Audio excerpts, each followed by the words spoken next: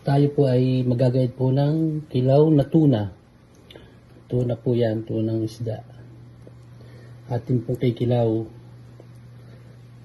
Atin na pong gayatin.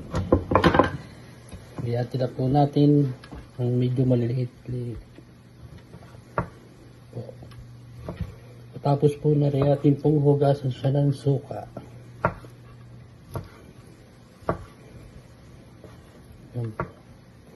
Mapula-pula po at tuna dito.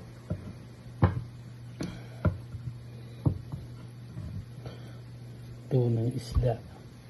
Fish tuna. Fresh tuna. Lalagyan po natin siya ng pipino at saka luya, sibuyas, paminta, bawang.